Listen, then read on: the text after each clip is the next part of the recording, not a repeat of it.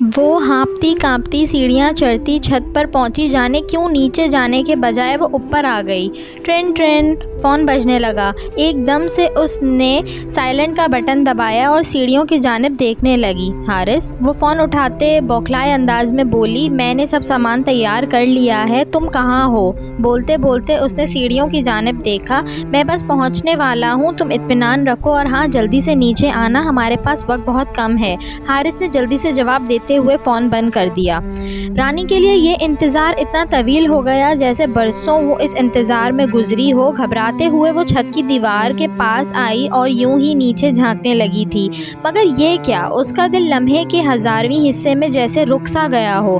हारिस गली के नुक्कड़ पर बाइक पर अपने दोस्तों के साथ था और उसके दोनों दोस्त बाइक से उतरकर एक साइड पर हो गए थे और हारिस का रुख उसके घर की जानिब था। रानी ने दोबारा अपना फ़ोन निकाला और हारिस का नंबर मिलाया। उठाते ही हारिस ने बोला, जल्दी नीचे आओ, मैं आ गया हूँ, और हाँ देखो, अपना जेवर और नकदी साथ ले लिया है ना? अकेले आए हो ना? रानी ने उसके सवालात को नज़रअंदाज करते हुए पूछा। हाँ, मैंने अकेले आना था तो जाहिर है अकेले ही आया हूँ, हारिस झुंझलाते हुए बोला। तुम फ़ौरन आओ, वक्त कम है, वो घड़ी की तरफ देखते हुए दोबारा बोला। मगर रानी पर तो जैसे सकूत तारी हो गई थी। तुम सच कह रहे हो, तुम अकेले आए हो? रानी की सुई वहीं अटकी हुई थी। हारिस पर जैसे शक गुजरा। वो फ़ौरन नर्म अंदाज में बोला, क्या कोई अपनी ज़िंदगी से भी झूठ बोल सकता है? मैं तुम्हें किस तरह यकीन दिलाऊं? मैं तन्हा हूँ, तुम आओ और ख़ुद देख लो। मैं तन्हा आया हूँ। अब की बार वो कुछ ज़्यादा ही तफसील से जवाब दे गया। दोनों तरफ सकूत छा गया। रानी की आवाज़ ने सकूत तोड़ा तो जैसे हारिस पर हैरतों के पहाड़ टूट पड़ा। वो कांपती आवाज़ में बोली कि चले जाओ और अब दोबारा कभी मेरे घर का रुख ना करना। अगर तुम यहाँ आए तो जान लो, मुझसे बुरा कोई ना होगा। उसे अपनी आवाज़ खाई से आती हुई महसूस हुई। कौन सी दोस्त थी मेरी ऐसी जिसने मुझे तुमसे मिलने से ना रोका हो?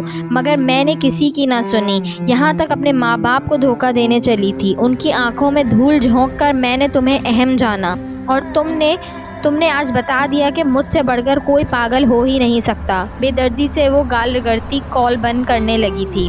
वो गोया हुआ, तुम अगर मेरी असलियत जान ही चुकी हो तो सीधी तरह जेवर और नकदी मुझे दे दो, वरना मैं तुम्हारी तस्वीर सोशल मीडिया पर लगा दूंगा। फिर तुम किसी को क्या, अपने घर वालों को मुंह दिखाने के काबिल नहीं रहोगी। गुस्से से बोलता हुआ वो चुप हुआ। हर बेईमान इंसान की तरह वो अपनी असलियत पर उतर आया, मगर रानी पर उसका असर ना पड़ा। वो फट पड़ी। जाओ, जो जी में आए कर लो, मैं किसी सूरत तुम्हें फूटी कौड़ी नहीं देने वाली। और एक बात याद रखना, जब कोई तौबा करे तो वो, उसने आसमान की तरफ शहादत की उंगली उठाते हुए कहा, वो किसी की तौबा रद्द नहीं करता, और जब आजमाता है तो अपने बंदे को रुसवा नहीं करता। ये कहते ही उसने फ़ोन बंद करते ही दीवार पर दे मारा और ऐसे रोने लगी जैसे कोई उसका अपना मर गया हो। मर ही तो गया था ना उसका ज़मीर। क्या होता अगर मैं छत पर ना आती और उसके दोस्तों को ना देख लेती? यकीनन मेरा जिक्र उन लड़कियों में होता जो अपने वालिदैन की नाफरमान होती हैं, दर दर ठोकरें खाने वाली, जिन्हें फिर कभी इज़्ज़त नहीं मिलती, जो माँ बाप की इज़्ज़त को उसकी दहलीज पर रोंद कर अपनी ख्वाहिशात के पीछे घर से निकलती हैं।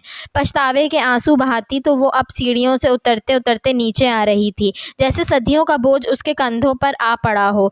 ये तो बहुत कम ही होता है कि किसी लड़की को वक्त पर अकल आ जाए या आशिक की असलियत सामने आ जाए। अक्सर को भाग कर समझ आती है कि उन्होंने कितनी बड़ी गलती कर दी है, लेकिन इस वक्त पछतावे के अलावा और कोई रास्ता नहीं होता।